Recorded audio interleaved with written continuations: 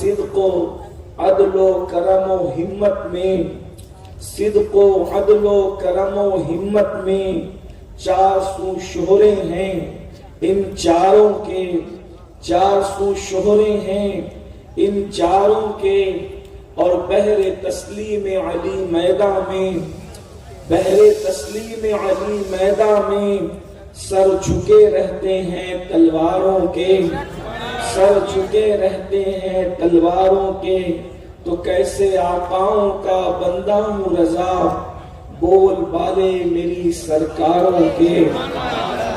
آج کی یہ محفل سید بابا رحمت اللہ علیہ کے عرس سراپا قدس کے موقع پر عظمت اولیاء کے حوالے سے انعقاد پذیر ہے۔ اسی مناسبت سے آیہ کریمہ کے ایک حصے کی اور حدیث مبارکہ جسے حدیث جبریل کہتے ہیں اس کے بھی ایک حصے کی تلاوت کرنے کا شرف حاصل کیا گیا ہے۔ اللہ کی بارگاہ میں دعا ہے کہ اللہ تبارک و تعالی حق کہنے اور آپ سب کو حق سن کر اس پر عمل کرنے اور اسے عام کرنے کی توفیق عطا فرمائے۔ ولایت یعنی اللہ کی دوستی، اللہ تبارک و تعالی کا قرب، یہ اتنی بڑی نعمت ہے کہ اس نعمت کی عظمت اور بزرگی کا اندازہ نہیں لگایا جا سکتا۔ اس لیے کہ کسی کی عظمت کا اندازہ لگانا ہو تو لوگ کہتے ہیں کہ دیکھو فلاں سے میرا تعلق ہے اور فلاں میرا دوست ہے۔ اگر بہت کسی پڑھے لکھے کا نام لیتے ہیں کہ وہ میرا دوست ہے تو اس کی ڈگری نہیں دیکھی جاتی، اس بہت بڑے کا جس کا نام لے لیا گیا دوستی کے حوالے سے اندازہ ہوتا ہے کہ ارے فلاں اتنا بڑا ڈگری والا، اتنا بڑا علم والا، اتنا بڑا پیسے والا، اتنے بڑے مقام والا، اتنے بڑے مرتبے والا، یہ اس کا دوست ہے۔ اللہ اکبر۔ تو پھر اس سے پتہ چلتا ہے کہ وہ اس کا دوست ہے اور یہ اس کا دوست ہے، تو اس کا مطلب یہ ہے کہ یہ انسان کیسا ہوگا۔ پھر اس کو نہیں دیکھا جاتا، وہ جس کا دوست ہے اس سے اندازہ لگایا جاتا ہے۔ میرے آقا صلی اللہ علیہ وآلہ وسلم کے پیارے دیوانوں، اندازہ کریں اگر کسی بظاہر ایک بندہ جس کے پاس دنیا کی اسکول کالج یونیورسٹیوں کی ڈگریاں ہیں، اگر کوئی اس کا دوست بن جائے، اگر کسی کے پاس دنیا کا فنا ہونے والا مال ہے، اگر کوئی اس کا دوست بن جائے تو لوگ اس کو رشک کی نظر سے دیکھتے ہیں، لوگ اس کو حیرت کی نظر سے دیکھتے ہیں۔ مگر اللہ اکبر، جس خوش نصیب انسان کو اللہ کی دوستی کا مقام مل جاتا ہے، اللہ کی دوستی کا مرتبہ مل جاتا ہے اور وہ اللہ کے رنگ میں رنگ جاتا ہے، پھر اس بندے کی شان کا عالم کیا ہوتا ہوگا، پھر اس بندے کی عظمت کا عالم کیا ہوتا ہوگا۔ ہم جس دور کے اندر اپنی زندگی کو گزار رہے ہیں یہ دور فتنوں کا دور ہے۔ اللہ اکبر، فتنے ایسے برستے ہیں یوں لگتا ہے جیسے کالی گھٹاؤں کے اندر بارش ہو رہی ہے۔ کوئی عظمت انبیاء کا منکر ہے، کوئی عظمت اولیاء کا منکر ہے، کوئی عظمت اہل البیت کا منکر ہے، کوئی عظمت صحابہ کا منکر ہے۔ اللہ اکبر، اس طریقے سے انسان مختلف فتنوں کا شکار ہے۔ اللہ اکبر، ایسا لگتا ہے قیامت قریب سے قریب تر ہے، ایمان بچانا مشکل ہوتا جا رہا ہے۔ اللہ اکبر، دن بدن لوگ اپنے عقل کے ترازو پر ولیوں کی کرامت کو پرکھتے ہیں اور ان کا دماغ اگر رہنمائی کرتا ہے قبول کرتے ہیں، ورنہ پھر اولیاء اللہ کے مقامات کو کہانی قصے اور فرسودہ کہانیاں کہہ کے نظر انداز کرتے ہیں۔ میرے پیارے آقا صلی اللہ علیہ وآلہ وسلم کے پیارے دیوانوں، لوگ یہ کہتے ہیں، آج لوگ کہتے نظر بھی آتے ہیں، یہ کیسے ہو سکتا ہے ایک بندہ نظر اٹھائے اور بارش کا نزول ہو جائے، ایک بندہ یہ کرے اور پھر یہ ہو جائے، اور کسی کی دعا سے تقدیر بدل جائے، کسی کے اشارے ابرو سے تقدیر بدل جائے، یہ کیسے ہو سکتا ہے؟ ایک بات میں آپ سے عرض کرنا چاہتا ہوں، اگر میری قوم کے جوان سمجھنے کے لیے آئے ہیں، ایک بات یاد رکھنا، ایک بندہ وہ ہوتا ہے جس کو سمجھنا سمجھنے کا ایک تجسس ہوتا ہے، تحقیق کا اس کے اندر جو ہے وہ شوق ہوتا ہے، علم میں اضافے کا اس کے اندر ایک تڑپ ہوتی ہے، تو وہ سمجھنے دلیلیں سن کر سمجھتا ہے۔ لیکن ایک شخص ایسا ہے کہ جس کو سمجھنا ہی نہیں ہے، جس کو ماننا ہی نہیں ہے، اللہ اکبر، وہ وقت برباد کرتا ہے۔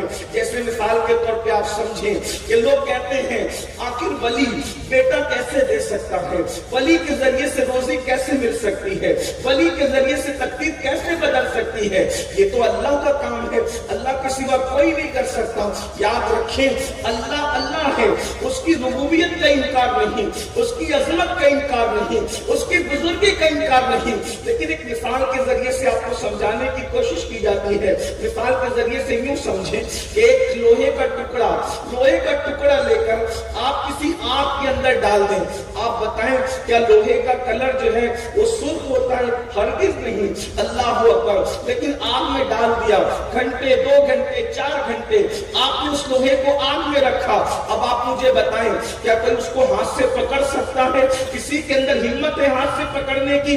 پوچھو لوگوں سے، کیا لوہا کسی کو جلا سکتا ہے؟ کیا لوہا گرم ہوتا ہے؟ کیا لوہا لال ہوتا ہے؟ کیا لوہا کپڑے کو آگ لگا سکتا ہے؟ نہیں، ایسا کچھ بھی نہیں ہے۔ لوہا جلانے والی چیز کا نام نہیں ہے، لیکن چند گھنٹے اس کو آگ میں رکھا گیا، آگ سے اس کو قربت ہو گئی، آگ سے اس کو دوستی نصیب ہو گئی اور وہ آگ کا دوست بن گیا، تو آگ نے اپنا رنگ اس لوہے پر چڑھا دیا۔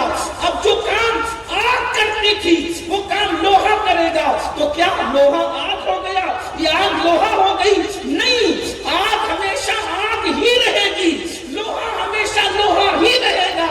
آگ کبھی لوہا نہیں بن سکتی، لوہا کبھی آگ نہیں بن سکتا، بس اتنا ہو گیا آگ کا رنگ لوہے پہ چڑھ گیا، تو جو کام آگ کرتی نظر آتی تھی آگ کی دوستی کی برکت سے وہی کام لوہا کرتا نظر آ رہا ہے بلا تمثیل۔ جب آگ کا رنگ یہ اثر دکھاتا ہے تو اللہ کا رنگ کیا اثر دکھاتا ہے؟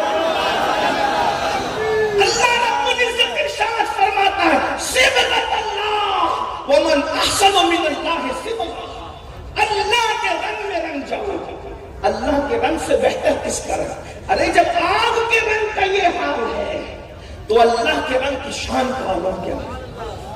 اللہ کے رنگ، پھر جب اللہ کسی کو اپنے رنگ میں رنگ دیتا ہے تو پھر شیخ عبد القادر جیلانی جیسی ہستیاں، غریب نواز معین الدین اجمیری جیسی ہستیاں، بابا فرید الدین گنج شکر جیسی ہستیاں، صابر کلیر جیسی ہستیاں، مخدوم اشرف جہانگیر سمنانی جیسی ہستیاں، حضرت سیدنا شیخ احمد کبیر رفاعی جیسی ہستیاں، اسی طرح سے اللہ اکبر حضرت سیدنا مسعود سالار غازی جیسی ہستیاں، یہ ہستیاں ہمیں نظر آتی ہے اور پھر وہ کائنات میں تصرف کرتے نظر آتے ہیں، ان کے شان ابرو سے کبھی باران رحمت کا نزول ہوتا ہے۔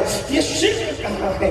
اس میں شرک کی گنجائش کہاں ہے؟ میرے پیارے آقا صلی اللہ علیہ وسلم کے پیارے دیوانوں، اور روز اول سے لے کر آج تک ولی اور ولایت کے گھنٹے بج رہے ہیں۔ لوگ کہتے ہیں سیاح سے بات کرو، لوگ کہتے ہیں ہم نہیں مانتے یا فقیہ امام یا فقیہ روز الریاحین کو، نہ مانو، منوانا تو کسی کی ذمہ داری نہیں ہے۔ کوئی کہتا ہے امام غزالی کے احیاء العلوم کو نہیں مانتے، نہ مانو، آپ کی اپنی مرضی کا صحیح کی بات کرو، بخاری مسلم کی بات کرو تو چلے اسی کو لے لو، اگر بخاری مسلم کی بات ہے تو اسی کو لے لو۔ مشہور روایت ہے اور حدیث مبارکہ اور اللہ کے کلام کی خصوصیت یہ ہے، اگر آپ کی توجہ بہت توجہ سے آپ سن لیں ماشاءاللہ، لیکن تو ذرا غور کرنے کی بات ہے، حضور علیہ السلام کی حدیث اور اللہ کا کلام، اس کی خصوصیت یہ ہے کہ اس کو جتنی گہرائی سے دیکھو گے اتنے معانی کا نزول آپ کے دل پر ہوتا نظر آئے گا۔ اللہ کا کلام تو پھر اللہ کا کلام بغیر کنارے کا سمندر ہے، بحر بے قرار ہے، بلکہ امام عبد الوہاب شعرانی تو یہاں تک لکھتے ہیں کہ قرآن کا نزول بند ہو گیا ہے، قرآن کا نزول، قرآن کی عبارت نازل اس لیے کہ صاحب قرآن ظاہری طور پر دنیا سے تشریف لے جا چکے ہیں، اس لیے کہ نازل کس پر ہو؟ کوئی ہے ایسا دل والا جس کا دل اس بات کا متحمل ہو کہ وہ قرآن کے بار کو اٹھا سکے؟ قرآن تو مکمل ہے، نازل ہو چکا، اپنا نزول کے لیے کچھ بچا ہے اور نہ ایسا دل موجود ہے۔ ارے قرآن کی شان تو یہ ہے، لو انزلنا هذا القرآن على جبل لرأيته خاشعا متصدعا من خشية الله، اگر اس قرآن کو پہاڑ پہ نازل کیا جاتا تو پہاڑ ریزہ ہو جاتا۔ جس قرآن کے بار کو پہاڑ نہیں اٹھا سکتا، اس کے بار کو قلب مصطفیٰ نے اٹھایا۔ مصطفیٰ جان رحمت کے دل کی شان کا عالم کیا ہے؟ تو نزول قرآن بند ہوا ہے، لیکن مانیے نزول قرآن اب بھی عاشقوں کے دل پر ہو رہا ہے، جن کا رشتہ قرآن سے ہے، جن کا رشتہ قرآن اور صاحب قرآن سے ہے، ان کے دلوں پر قرآن کے معنی کا نزول۔ اور اسی طرح سے صاحب قرآن سے جن کا رشتہ مضبوط ہے، ان کی حدیثوں سے نکات کی بارشیں اب بھی مومنوں کے دل پہ ہو رہی ہیں۔ لوگ کہتے ہیں یہ کیسے ہو سکتا ہے؟ میں نے کہا جب غالب اور اقبال کے اشعار کے اتنے معنی ہیں کہ غالب کا ایک شعر پڑھ دو تو فلاں یونیورسٹی کا پروفیسر وہ الگ مطلب بیان کر رہا ہے، وہ الگ مطلب بیان کر رہا ہے، وہ الگ۔ میں نے کہا جب بندے کے کلام میں اتنے معنی ہے تو پھر خالق کے، اللہ کے کلام کے کتنے معنی ہو سکتے ہیں؟ اور پھر اس کا محبوب جس کے کلام کی شان یہ ہے، وہ سخن ہے جس میں سخن نہ ہو، وہ بیان ہے جس کا بیان نہیں۔ اللہ اکبر، میں نثار تیرے کلام پر یا رسول اللہ، میرے امام کہتے میں نثار تیرے کلام پر، ملی یوں تو کس کو زبان نہیں، وہ سخن ہے جس میں سخن نہ ہو، وہ بیان ہے جس کا بیان نہیں۔ وہ شاہ عرب کے بڑے بڑے تیرے آگے یوں ہے دبے لچے، کوئی جانے منہ میں زبان ہی نہیں بلکہ جسم میں جمع نہیں۔ اگر لوگ کہتے ہیں کہ عظمت اولیاء سہاں سے پڑھو، پھر سہاں سے پڑھو۔ آئیے، آپ نے بار بار اس حدیث کو سنا ہے، اس تناظر میں بھی سنیے۔ اس کو لوگوں نے عام طور پر توبہ کے باب میں بیان کیا ہے، ابھی میں عرض کروں گا تو آپ کو سمجھ میں آئے گا، لیکن فقیر کے الفاظ کے جامع میں روایت کا مفہوم سنیں۔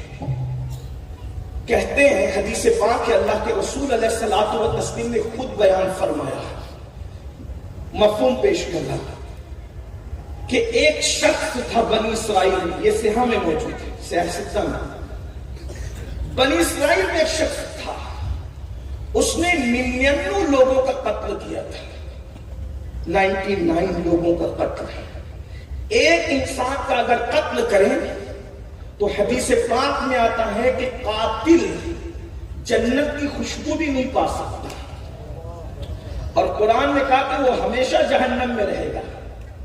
اس ہمیشگی کو ہمارے فقہاء نے فرمایا کہ اگر وہ قتل کو حلال جانتا ہے تو ہمیشہ جہنم میں رہے گا، اور حلال نہیں جانتا ہے تو ایک طویل مدت کو ہمیشہ کہہ دیا گیا، طویل مدت، بہت دنوں تک، بہت عرصے تک قاتل جہنم میں رہے گا۔ بلکہ چڑیا کا جو قاتل ہے اس کے بھی فرائض اور نوافل رد کرنے کی بات کی گئی ہے۔ جو چڑیا کا قاتل ہو اس کے بھی اعمال برباد کرنے کی بات کی گئی، جس کو فقی عبداللہ سمرقندی نے اپنی کتاب قرۃ العیون کے اندر لکھا۔ جس کو تفصیل جاننا ہے اس طرف رخ کریں، لیکن چونکہ مجھے بہت سارے عناوین دیے گئے، میں سب کی طرف مختصر بات کر کے آگے بڑھنا چاہتا ہوں، اور شاید 1 گھنٹے کا وقت ہی ہمارے پاس ہے۔ اللہ اس وقت میں برکت دے، عناوین کی کثرت اور وقت کی قلت، اللہ پاک اس میں برکت عطا کرے، آمین۔ تو 99 قتل اس نے کیا، قاتل پر جنت کی خوشبو بھی حرام ہے، جہنم کے اندر بہت عرصے تک اس کو رہنا ہے، اور بہت دردناک اس کو عذاب ہے۔ بلکہ جس انداز سے اس نے کسی کو قتل کیا ہے، جہنم میں اسی انداز سے اس قاتل کو قتل کیا جائے گا۔ آقائے کریم صلی اللہ علیہ وآلہ وسلم کے فرمان کا مفہوم ہے کہ اس نے 99 قتل کیا، تو قتل کے بعد اس نے سوچا کہ چلو سدھر جانا چاہیے، اس لیے کہ زندگی میں ایک موڑ ایسا آتا ہے کہ انسان سدھرنے کی کوشش کرتا ہے، اور سدھرنے والے کو موقع دینا یہ بہت اچھی بات ہے۔ کوئی بندہ کسی بھی جرم سے اگر پلٹنا چاہے تو اس کو پلٹنے کا موقع دینا چاہیے، لیکن کچھ لوگ ایسے ہوتے ہیں کہ قدرت کی طرف سے تو موقع کھلے ہیں، لیکن انسان اس راستوں کو بند کرنے کی اپنی دانستہ میں کوشش کرتا ہے۔ ایسے تنگ نظر لوگ ہر دور میں رہے ہیں۔ ایسے ہی وہ شاید کسی تنگ نظر سے مل گئے، اس نے کہا کہ میں نے 99 قتل کیے ہیں، اب میں توبہ کرنا چاہتا ہوں، کیا کروں؟ اس نے کہا اتنے قتل کر کے اب تو جو ہے وہ توبہ کی طرف جانا چاہتا ہے، تیری توبہ کوئی قبول نہیں ہوگی۔ اور یہ اور وہ جو بھی اس نے کہا میں بطور مفہوم پیش کر رہا ہوں۔ اللہ اکبر، جب کسی بات کا مفہوم پیش کرنا ہوتا ہے تو مضمون سامنے ہوتا ہے، الفاظ کی تبدیلی ہے، غور فرمائیں۔ تو اس نے سوچا جب توبہ قبول ہی نہیں، 99 پر بھی جہنم ہے، 99 پر بھی جہنم ہے، تو پھر یہ 99 کیوں؟ عدد پورا ہو جائے، اور پھر ایسے زاہد خشک کو زمین پہ رہنے کا حق کیا ہے جو قدرت کے کھلے ہوئے توبہ کے دروازے کو اپنے ہاتھ سے بند کرنے کی کوشش کرے؟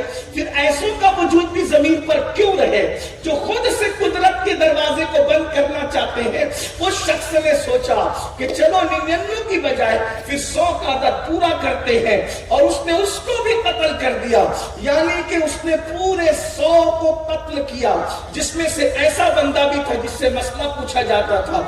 اب اتفاق سے 100 کو قتل کرنے کے بعد پھر کسی صاحب دل سے ملاقات ہوئی کہ میں نے 100 قتل کیے، اب میں توبہ کرنا چاہتا ہوں، کیا کروں؟ تو اس وقت اس بندے نے کہا جو اصل عنوان کی طرف یہ، اس نے کہا ایک کام کرو کہ یہاں قریب میں اہل اللہ کی بستی ہے، اللہ والوں کی بستی ہے، اللہ کے دوستوں کی بستی ہے، اللہ کے یاروں کی بستی ہے، یا یوں کہہ لے جن پر اللہ نے اپنا رنگ چڑھا دیا ہے، ان اولیاء اللہ کی بستی ہے، ادھر چلے جاؤ اور توبہ کرو، اللہ تمہیں بخش دے گا۔ اندازہ فرمائیں اگر صرف یہ عنوان توبہ کا تھا تو توبہ تو کہیں بھی قبول ہے۔ ان اللہ یحب التوابین، مجھے بتاؤ توبہ کے لیے کہیں جانے کی ضرورت ہے جب اللہ کا فرمان آ چکا، نحن اقرب الیہ من حبل الورید، اللہ تمہاری شعرت سے زیادہ قریب ہے۔ ایک مقام پر آتا ہے محبوب جب میرے بندے میرے بارے میں پوچھے وَإِذَا سَأَلَكَ عِبَادِي فَإِنِّي قَرِيبٌ، جب میرے بندے میرے بارے میں پوچھے، میرا پتہ پوچھے کہ اللہ کہاں ہے، تو کہہ دو قریب، اللہ تمہارے قریب ہے۔ جب اللہ قریب ہے تو کہیں آنے جانے کی ضرورت کیا ہے؟ اس سے یہ بھی پتا چلا کہ کچھ لوگ یہ کہتے ہیں کہ پھر اجمیر شریف کیوں جاتے اتنا خرچہ کر کے، اتنا خرچہ کر کے بغداد شریف کیوں جاتے؟ ہم نے کہا ذرا اس سے بھی پوچھو نا کہ وہ بھی تو کسی شریف کی طرف بھیج رہا ہے۔ کچھ لوگ کہتے ہیں یار اجمیر شریف کے پیسے بچا کر کسی غریب کی شادی میں دے دینا چاہیے، تو میں نے کہا مدرسے کی دستار بندی کا پیسہ بچا کر بھی کسی غریب کی شادی میں دے دینا چاہیے۔ اس میں من 100 ہار ایک ایک خطیب کو کیوں پہنے؟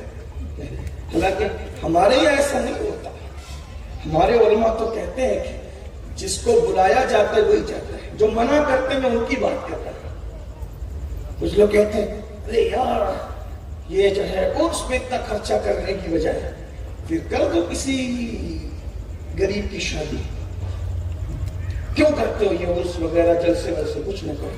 ہم نے کہا اپنا اجتماع بھی بند کرتے، اس کی شادیاں بھی، اس پہ بھی غریبوں کی شادیاں کریں۔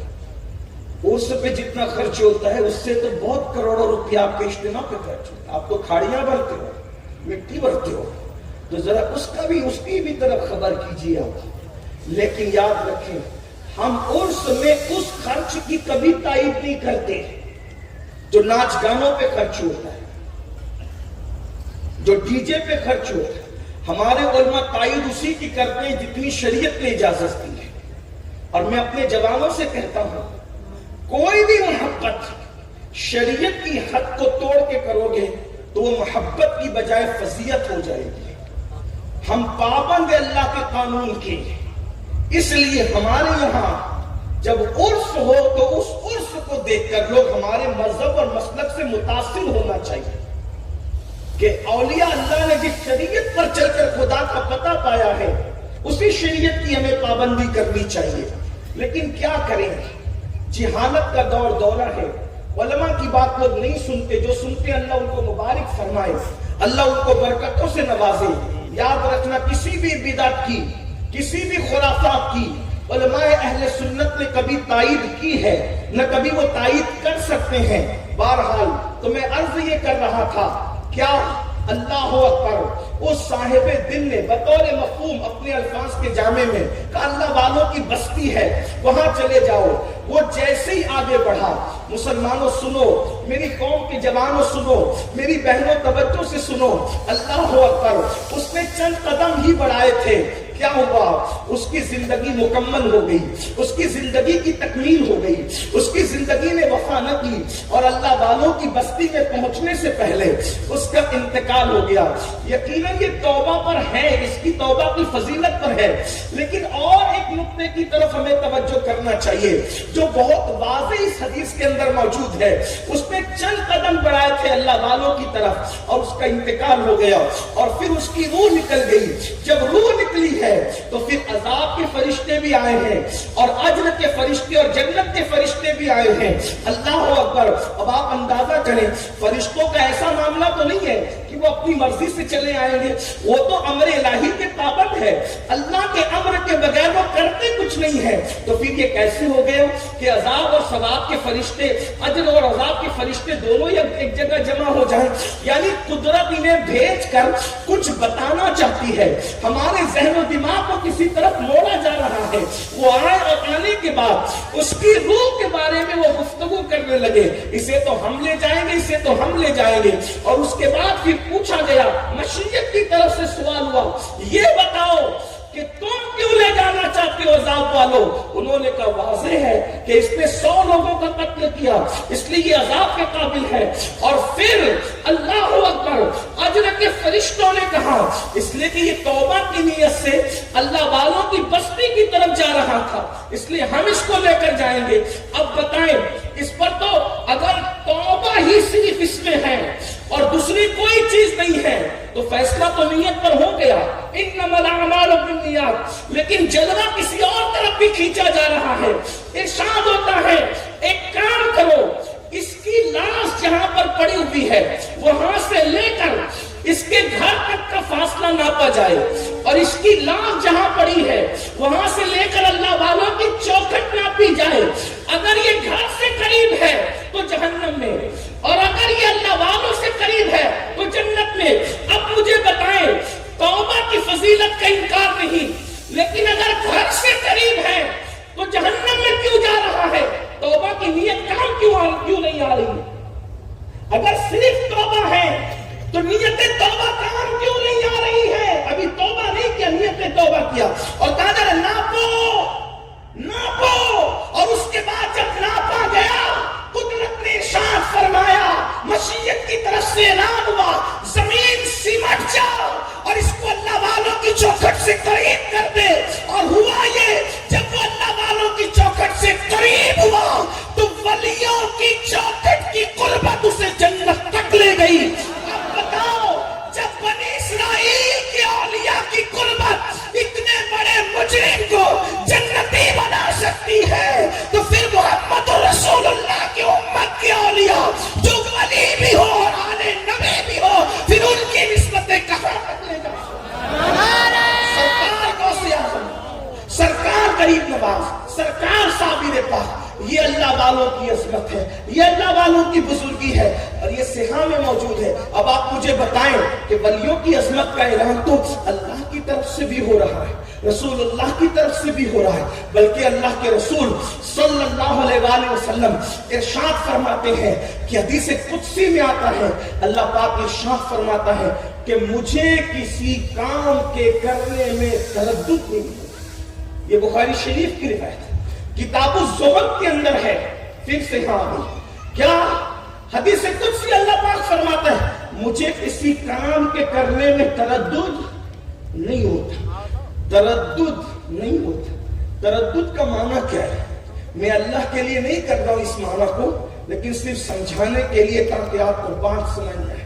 تردد کہتے ہیں یہ کام کروں کہ نہیں کروں، اس کو کیا کہتے ہیں؟ تردد۔ آپ سوچتے ہیں یار مجھے تردد ہو رہا ہے بچے کی شادی کروں کہ نہیں کروں، تردد ہو رہا ہے سفر کروں کہ نہیں کروں، ہے نا؟ اللہ تو عالم الغیب و شہادہ ہے، ہم اس کے لیے ایسے معنی نہیں کرتے کیونکہ بارگاہ الوہیت کا ادب بھی ہمارے لیے لازم ہے، اور سب سے بڑی بارگاہ وہی بارگاہ ہے۔ لیکن اللہ پاک خود فرماتا ہے حدیث قدسی میں، کیا فرماتا ہے؟ کہ مجھے کسی کام کے کرنے میں تردد نہیں ہوتا۔ مطلب کیا؟ بارش برساتا ہوں کسی بھی دن، تردد نہیں ہوتا۔ لوگ کہتے ہیں اپریل میں بارش کیوں ہوئی؟ ارے تو پابند ہے اپریل مئی کا، قدرت پابند ہے، وہ مالک و مختار ہے، وہ جب چاہے برسا دے۔ اب فلاں دن ٹھنڈی ہوا کیوں چل گئی؟ موسم تو یہ تھا، موسم کے تم پابند ہو، قدرت کا قانون موسم کا پابند نہیں ہے، وہ جب چاہے ہوا چلائے، جب چاہے ٹھنڈک لائے، جب چاہے گرمی لائے، تردد نہیں ہوتا۔ اللہ اکبر، شان یہ ہے، اللہ اللہ، غیرت یہ ہے، عالم یہ ہے، شان یہ ہے، اللہ اکبر، بزرگی یہ ہے کہ بچے کو ماں سے جدا کرتا ہے، تردد نہیں ہوتا۔ بچہ ماں کے پیٹ میں ہوتا ہے، ماں کو موت دے دیتا ہے، تردد نہیں ہوتا۔ بچہ ماں کے پیٹ میں ہوتا ہے، بچے کو موت دے دیتا ہے، تردد نہیں ہوتا۔ آبادیوں کو ویرانے میں بدل دیتا ہے، تردد نہیں ہوتا۔ اللہ اکبر، شان والا ہے، سمد ہے، غیرت والا ہے، بے نیاز ہے۔ اللہ اللہ، زندے سے مردہ، مردے سے زندہ پیدا کرتا ہے، تردد نہیں ہوتا۔ نوح جیسے نبی کے گھر کے اندر کسی جہنمی کو پیدا کر دیتا ہے کنان کی شکل میں، تردد نہیں ہوتا۔ اللہ اکبر، فرمایا جاتا ہے کسی کام پہ مجھے تردد نہیں ہوتا، لیکن ایک کام جب میں کرنے جاتا ہوں تو پھر مجھے تردد ہوتا ہے۔ میں مفہوم کے طور پہ پیش کر رہا ہوں، آپ اس کو مکمل طور پہ دیکھنا ہے تو بخاری شریف کی طرف آپ رخ کریں اور اس حدیث کے اینڈ کی طرف جائیں جس میں یہ بتایا گیا کہ جب بندہ نوافل کی کثرت کرتا ہے اس کی آنکھ ہو جاتا ہوں، اس کے کان ہو جاتا ہوں، اس کی زبان ہو جاتا ہوں۔ اس کے اینڈ میں یہ روایت موجود ہے، اسی حدیث کا آخری حصہ ہے۔ اللہ پاک نے ارشاد فرماتا ہے، حدیث قدسی کا مفہوم ہے، جب میں یہ کام کرنے لگتا ہوں تو مجھے تردد ہوتا ہے۔ کیا تردد ہوتا ہے؟ جب میں اپنے کسی ولی کی، مومن بندے کی موت کا فیصلہ کرنے لگتا ہوں تو اس وقت مجھے تردد ہوتا ہے۔ اللہ فرما رہا ہے کہ جب میں کسی ولی کی، اس مومن کی موت کا فیصلہ کرتا ہوں مجھے تردد ہوتا ہے۔ کیوں تردد ہوتا ہے؟ کہ میرے یہ محبوب بندے کی میں موت کا فیصلہ کروں اور وہ پسند نہ کرے تو مجھے تردد ہوتا ہے۔ تو مولا تو کرتا کیا ہے؟ اندازہ کرے تو کرتا کیا ہے؟ تو حدیث قدسی میں آتا ہے اللہ پاک اپنے فرشتوں کو اس کے پاس بھیجتا ہے، موت کا فیصلہ کرنے سے پہلے فرشتوں کو اس کے پاس بھیجتا ہے۔ قرآن نے اس مفہوم کی طرف اشارہ کیا ہے، ان الذین قالوا ربنا اللہ ثم استقاموا تتنزل علیہم الملائکہ الا تخافوا ولا تحزنوا وابشروا بالجنۃ التي کنتم توعدون نحن اولیاؤکم فی الحیاۃ الدنیا وفی الآخرہ۔ اللہ اکبر، اللہ پاک ارشاد فرماتا ہے بے شک جن لوگوں نے کہا ہمارا رب اللہ ہے، یعنی ایمان لائے، ثم استقاموا، اس پر ڈٹ گئے۔ پتا چلا ولی ہوتا کون ہے؟ دین پر ڈٹنے والا ولی ہوتا ہے۔ قبرستان میں بیٹھ کر چلم اور گانجا پینے والا ولی نہیں ہو سکتا۔ یہ جو آپ نے راستے نکال رکھے ہیں اور آپ برا مانتے ہیں ان باتوں کا، قرآن کی بات اگر سنتے ہو تو قرآن کہتا ہے ان الذین قالوا ربنا اللہ ثم استقاموا، جو ایمان لا کر کے استقامت کا پہاڑ بن گئے، دین پہ ڈٹ گئے، وہ ولی ہوتے ہیں۔ ان کی شان کیا ہے؟ تتنزل علیہم الملائکہ، پھر ان پر فرشتے نازل ہوتے ہیں۔ اور ملائکہ کا جمع کا صیغہ کہا اور جمع کثرت کا صیغہ کہا، اس لیے کہ عربی زبان کا یہ حسن ہے کہ ہر زبان میں، ہر لینگویج میں واحد اور جمع ہے، بس ایک اور ایک سے زیادہ، واحد جمع۔ لیکن عربی میں یہ ہے واحد ہے، پھر تسنیہ ہے، پھر جمع قلت ہے، پھر جمع کثرت ہے۔ واحد ایک، تسنیہ دو، جمع قلت تین سے شروع ہو کر 9 پر ختم ہو جاتی ہے، اور جمع کثرت 9 سے زیادہ تو تتنزل علیہم الملائکہ، 1 2 3 فرشتے نہیں آتے بلکہ ان پر رحمت نازل ہو کر ان کے پاس آ کر فرشتے ہم کلام ہوتے ہیں، محو گفتگو ہوتے ہیں، اور ان سے کہتے ہیں اللہ تخافوا ولا تحزنوا وابشروا بالجنة التي كنتم توعدون. اے اللہ والے خوف مت کر، اللہ تخاف، ڈر مت، خوف نہیں کرنا، ولا تحزنوا، نہ خوف کرنا نہ غم کرنا، وابشروا بالجنة التي كنتم توعدون، اس جنت کی تو بشارت لے لے جس کا تجھ سے وعدہ کیا گیا. زمین پر وہ ہوتا ہے، زمین پر وہ ہوتا ہے، اور اس کو جنت کی بشارت دی جاتی، جنت کی نعمتیں بتائی جاتی. اللہ اکبر. فرشتے آگے کیا کہتے ہیں؟ نحن اولیاؤکم، ہم تیرے دوست ہیں، تجھے ڈرنے کی کیا ضرورت ہے، غم کرنے. فرشتے کہتے ہیں نحن اولیاؤکم، ہم تمہارے دوست ہیں، فی الدنیا و فی الآخرہ، دنیا میں بھی دوست ہیں اور آخرت میں تجھے غم کر، دونوں جہان میں ہم تیرے دوست ہیں. اللہ اکبر. پھر کیا ہوتا ہے؟ جنت کی نعمتیں، جنت کا حسن. لوگ جنت کو بریانی اور حور پر محدود کرتے ہیں. ارے نادان، جنت کو حور اور بریانی پر محدود کرنے والوں، جنت میں وہ نعمتیں ہیں کہ جس کا تصور دماغ میں نہیں آ سکتا. وہ نعمتیں نہ کسی کان نے سنا، نہ کسی آنکھ نے دیکھا. واللہ جنت کی نعمتیں کیا ہے؟ وَرِضْوَانٌ مِّنَ اللَّهِ اکبر. اللہ اکبر. خدا کی رضا سب سے بڑی چیز ہے. اللہ اکبر. جنت میں ہوگا کیا؟ جس اللہ کو بن دیکھے اس کے عبادت کرتے ہو، جنت میں خدا بند قدوس کا دیدار نصیب ہوگا. صحابہ کرام نے کہا یا رسول اللہ کیسے دیدار کریں گے؟ تو میرے آقا فرماتے ہیں جیسے تم چاند کو دیکھتے ہو تم خدا کا دیدار. دیدار پر یقین کیفیت نہیں معلوم ہے. اندازہ کریں، غور فرمائیں تو وہ فرشتے جنت کی نعمتیں گناتے ہیں. تو جو ولی ہوتا ہے وہ جنت کی نعمتیں سن کے کہتا ہے فرشتوں یہ ملے گی کیسے؟ ایک مقرر سے جنت سن لو تو جنت پانے کے لیے آدمی تڑپتا ہے. جب فرشتے جنت سناتے ہوں گے تو وہ جنت کیسے ہوگی، اس جنت کا حال کیسا ہوگا؟ میرے بھائیوں، جب ہم کسی باغ میں جاتے، گارڈن میں جاتے، تو پھر پھولوں کا حسن دیکھ کے لگتا ہے یا اللہ، جب فانی دنیا کے مرجھا جانے والے پھولوں کے حسن کا یہ عالم ہے تو جنت کے حسن کا عالم کیا ہوگا، جنت کے جمال کا عالم کیا ہوگا. اللہ اکبر. تو وہ بندہ خود کہتا ہے فرشتوں سے کہ بتاؤ نا وہ جنت میں کہ نعمتیں ملے گی کیسے؟ فرشتے کہتے ہیں جب تک موت کی لذت نہیں چکھتے اس وقت تک کہ تمہیں یہ نعمت نہیں ملے گی. تو وہ بندہ خود کہتا ہے پھر دیر کس بات کی ہے، ذرا جلدی کرو نا، پھر دیر کس بات کی، ذرا جلدی کرو. ادھر وہ بندہ خود جانے کے لیے تیار ہوتا ہے، ادھر قدرت اس کے لیے موت کا فیصلہ کرتی. یہ ولی کی شان. اب یہاں پر آگے آ جائے ایک جب ولی ایسا ہے، اب آپ کی توجہ ہے، جب ولی ایسا ہے تو ولی کو بھی تو کوئی بنانے والا ہوگا نا. ولی بھئی ہر چیز کو کوئی نہ کوئی بنانے والا ہوتا ہے، کوئی نہ کوئی کسی نہ کسی چیز کی بنیاد پر بنتا ہے. جیسے مثال کے طور پہ علماء بہت ہیں تو عالم کون بناتا ہے؟ مدارس بناتے ہیں. مدارس میں شیوخ الحدیث حدیث پڑھا کر کے اس کو بھی حدیث کا درس دیتے. تو یہ درس ولایت ملتا کہاں سے ہے؟ ولایت بٹتی کہاں سے ہے؟ ولایت تقسیم کہاں سے ہوتی ہے؟ ولی کو ولی بناتا کون ہے؟ تو قاضی ثناء اللہ پانی پتی رحمت اللہ علیہ اپنی کتاب تفسیر مظہری میں لکھتے ہیں کہ دور آدم سے لے کر آج تک جتنے ولی بنے ہیں وہ سب علی کے فیض سے ولی بنے. اب جب ولی کی یہ شان ہے تو شان علی کیا؟ ولی کی یہ شان ہے تو پھر شان. غور کریں، اللہ فرماتا ہے مجھے تردد ہوتا ہے جب میں اس کی موت کا فیصلہ کرتا ہوں. تو جب ولی کے یہ ناز ہیں تو پھر علی کے کیا ناز ہیں؟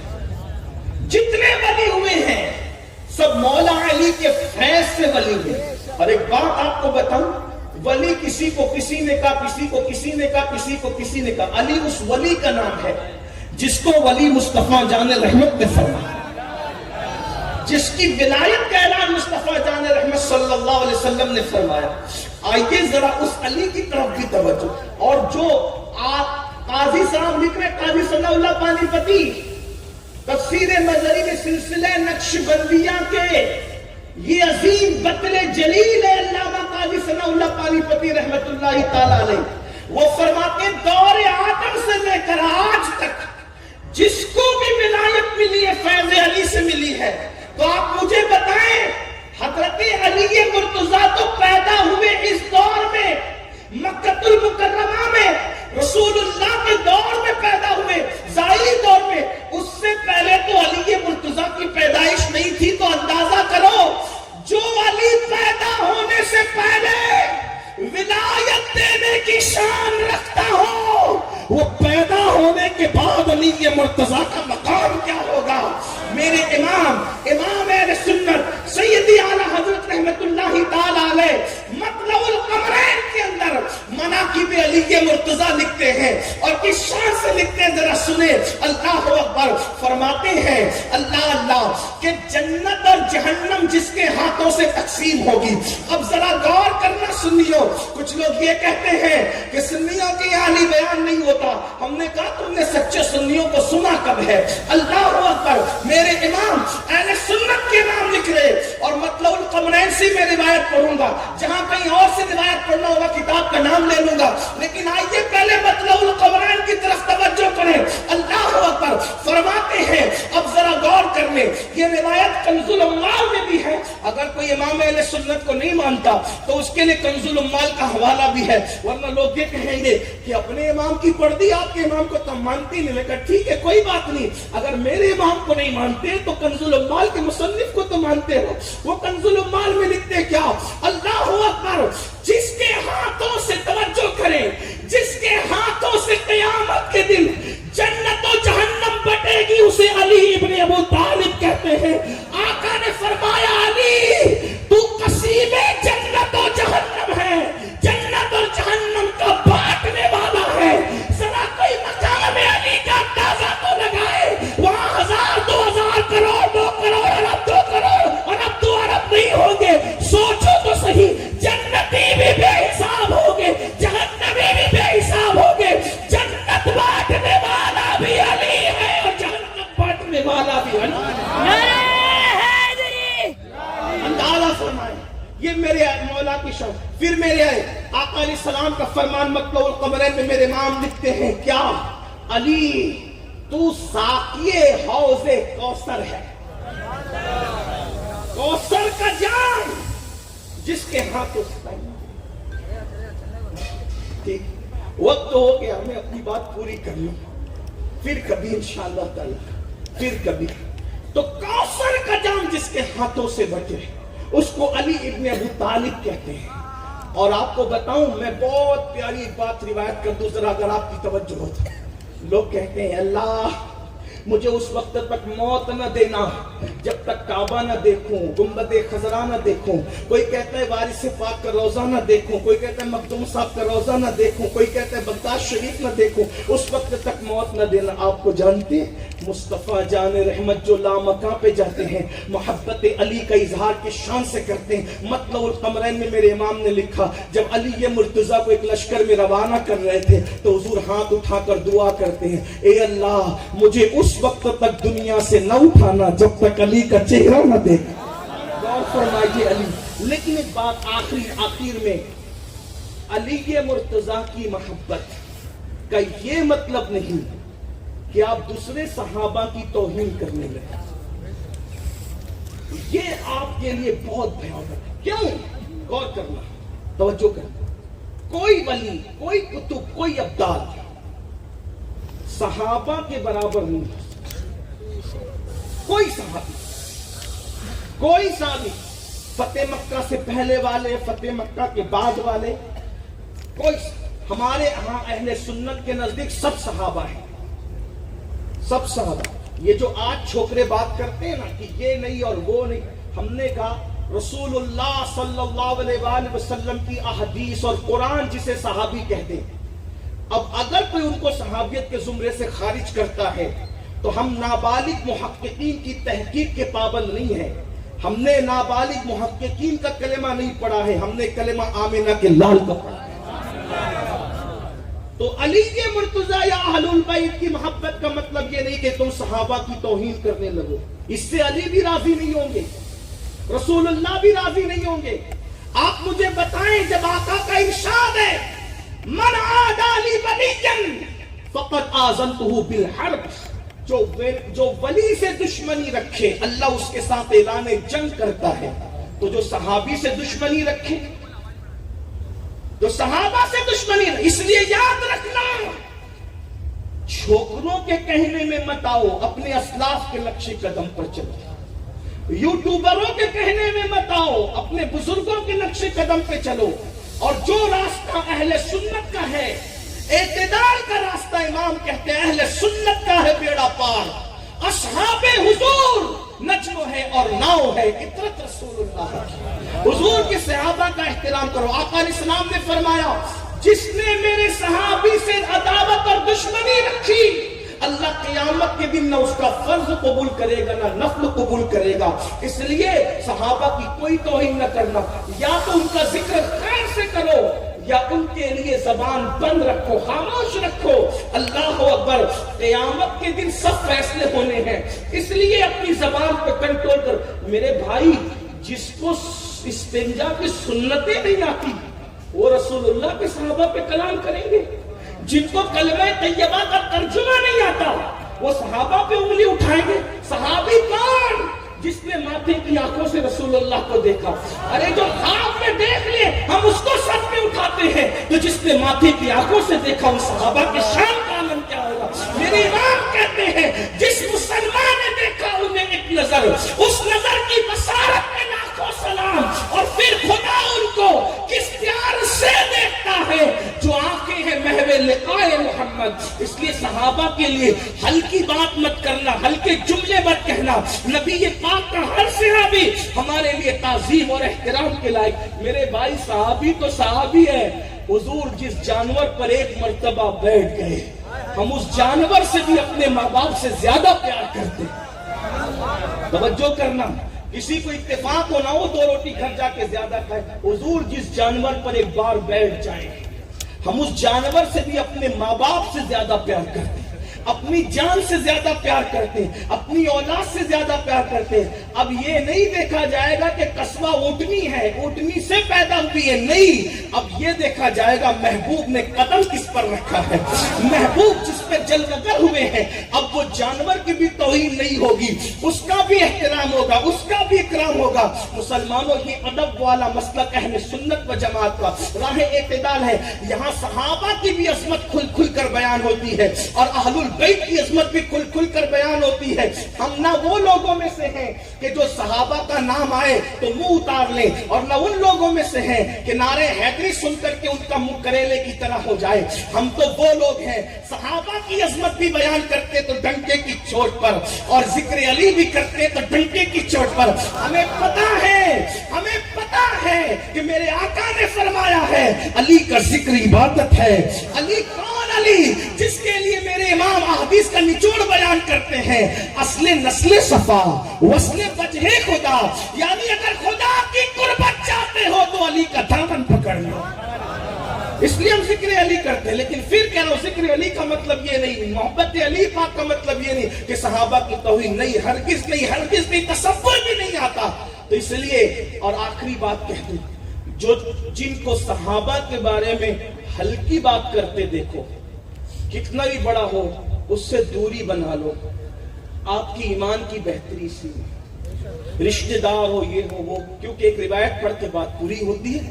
شفا شریف، قاضی عیاض رحمت اللہ علیہ اپنی کتاب شفا میں لکھتے ہیں، شفا یہ واقعی دلوں کا شفا. اس کتاب کو پڑھنا چاہیے. عشق رسول کے گل بوٹے پرو دیے، اس میں لکھا ہے، مفہوم ہے اس کا، میں جو پڑھ رہا ہوں، کہ ایک شخص مرنے لگا، اس کو موت آ رہی تھی، مر رہا تھا. لوگ اس کو کلمہ پڑھنے کی تلقین کرتے تھے مگر اس کی زبان پہ کلمہ جاری نہیں ہوتا تھا. لوگوں نے اس کو بہت کوشش کی کلمہ پڑھانے کی لیکن نہ پڑھ سکا. جب اس سے وجہ معلوم کی گئی تو اس نے کہا میں ابو بکر و عمر کے گستاخوں کے ساتھ اٹھتا بیٹھتا تھا، وہ خود گستاخی نہیں کرتا تھا۔ صدیق و فاروق کی شان میں، سیدنا صدیق کے گھر فاروق اعظم کی شان میں وہ خود گستاخی نہیں کرتے، جو گستاخی کرتے تھے اس ٹولے میں، اس سرکل میں وہ بیٹھتا تھا۔ تو کہا ان کے ساتھ بیٹھنے کی وجہ سے مرتے وقت میری زبان پہ کلمہ نہیں آ رہا ہے۔ اب آپ مجھے بتائیں، جو گستاخوں کے ساتھ بیٹھے صحابہ کے، مرتے وقت اس کی زبان پہ کلمہ نہ آئے، تو جو خود گستاخیاں کرے، منہ بھر گالیاں دے، صحابہ کو ہلکی باتیں کہے، صحابہ کے بارے میں، اہل البیت کے بارے میں ہلکی باتیں کرے، وہ مرتے وقت ظالم کیسے کلمہ پڑے گا؟ مرنا سب کو ہے، اللہ کو منہ دکھانا ہے۔ اس لیے اپنی اوقات میں رہیں، ہم اپنی حیثیت میں۔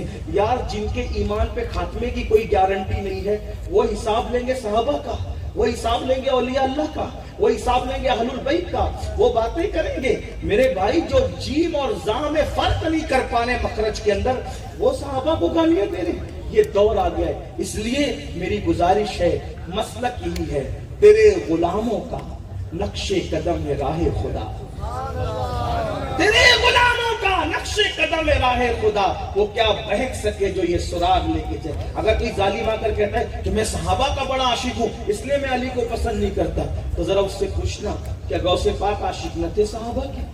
غریب نواز عاشق نہ تھے؟ پھر یہ علی پاک کو کیوں پکارتے تھے؟ صابر پاک کیوں پکارتے تھے؟ بتاؤ۔ اور اگر کوئی کہتا ہے نہیں میں اہل بیت کا عاشق ہوں اس لیے صحابہ کا ذکر نہیں کرنا چاہتا، تو ان سے پوچھو کیا غوث پاک اور غریب نواز کو اہل بیت کی محبت نہ تھی؟ انہوں نے کبھی صحابہ کے لیے ہلکے جملے کہے؟ نہیں کہے۔ جب انہوں نے نہیں کہے تو ہم کیوں کہیں؟ ایک صاحب مجھ سے کہنے لگے نہیں سید صاحب، غوث پاک غریب نواز نے اس لیے یہ باتیں نہیں کی کہ وہ امت میں فتنہ نہیں چاہتے تھے، اس لیے وہ خاموش رہے۔ تو میں نے کہا جب وہ خاموش رہے تو تو بھی خاموش ہو جا، جب وہ چپ رہے تو تو بھی چپ۔ نہیں ان کے دل میں کچھ اور تھا لیکن وہ چپ رہے، میں نے کہا تو بھی چپ ہو جانا۔ اور تو کتنا بڑا ہو گیا کہ تجھے جیم اور زا کا فرق نہیں پتا، اور تو غوث پاک کے دل کے حالات جاننے لگا۔ اندازہ تو فرمائے۔ اس لیے آپ برا مت ماننا، اور اگر آپ کو حق سن کر برا لگتا ہے تو آپ کی اپنی مرضی ہے، لیکن اتنا یاد رکھنا ہمیں صحابہ سے بھی بے لوث محبت کرنا ہے، اور اہل البیت سے بھی بے لوث محبت کرنا ہے۔ ملانے کے لیے نہیں کہہ رہا ہوں، صرف سمجھانے کے لیے کہہ رہا ہوں۔ ایک بات بتا دوں میرے بھائی، حضور سے محبت تو ایمان ہے، ایمان کی جان ہے۔ مجنون سنا ہے؟ لیلا مجنون کی داستان، لوگ بڑی باتیں کرتے کتابیں، حضرت امیر خسرو نے تک لیلا مجنون کو پوری کتاب میں، اتنے بڑے ولی نے کتاب لکھی۔ امام حسن نے بھی لیلا مجنون کا ذکر فرمایا، بڑی داستان ہے ان کی، ہر دور میں رہے ہیں ان کی داستان۔ ایک دن کسی نے مجنون کو دیکھا کہ کتے کے پیر چوم رہا ہے۔ مجنون کیا کر رہا ہے؟ کتے کے پیر چوم رہا ہے۔ تو کہا رے مجنون، تجھے معلوم نہیں کتا یہ ہے، کتا کتے کے پیر چومتا ہے؟ کہا میں کتا نہیں دیکھ رہا ہوں، یہ کتا میری لیلا کی گلی میں آتا جاتا ہے، تو جس کا تعلق میری لیلا کی گلی سے ہو، پھر میں ایک جانور نہیں دیکھتا، پھر میں تو یہ دیکھ رہا ہوں کہ حق ہے اس کا کہ میں اس کو چوما کروں، کیونکہ یہ نہیں دیکھا جائے گا، نسبت لیلا دیکھی جائے گی۔ ظالموں، جب لیلا کی نسبت سے کتے معزز ہو جاتے ہیں تو جس نبی کا کلمہ پڑا ہے اس نبی کی محبت سے اصحاب رسول محبوب نہیں ہو سکتے، اولاد رسول محبوب نہیں ہو سکتے، بلکہ یہ تو لیلا مجنون کی داستان ہے۔ آئیے حقائق کی طرف چلتے ہیں، جس کو سننا ہے سن لیں، اور جس کو دل میں رکھنا ہے رکھ لیں، جس کو نہیں قبول ہے چھوڑ دیں۔ میر عبد الواحد بلگرامی رحمت اللہ علیہ فرماتے ہیں، حضرت نظام الدین اولیاء محبوب الہی رضی اللہ تبارک و تعالی عنہ بار بار اٹھتے ہیں بیٹھتے ہیں، اٹھتے ہیں بیٹھتے ہیں، اٹھتے ہیں بیٹھتے ہیں۔ کسی نے کہا حضرت بار بار اٹھ کر کے بیٹھتے ہیں، اٹھ کر کے بیٹھتے ہیں، وجہ کیا ہے؟ تو فرمایا کہ ایک کتا ہے جو بابا فرید کی گلی کے کتے کے رنگ کا ہے، اسی کی خاطر میں اٹھ اٹھ کر کے کھڑا ہوتا ہوں کہ اس کتے کو میرے پیر کے کتے کے رنگ سے نسبت ہے۔ صرف رنگ سے نسبت ہونے، لوگ اس کو مانے نہ مانے، لیکن بہرحال عشق والوں کا اپنا انداز ہے، ہم عشق کے بندے ہیں، کیوں بات بڑھائی ہے۔ اللہ تعالیٰ سے دعا ہے اللہ ہمیں بزرگوں کے نقش قدم پہ رکھے۔ عناوین اور مضامین تو بہت ذہن میں آ رہے ہیں لیکن وقت ہمارا ختم ہوا ہے، اللہ تعالیٰ کوئی غلطی ہو تو معاف کر دے۔ وما علینا الا البلاغ۔ السلام علیکم ورحمۃ اللہ وبرکاتہ۔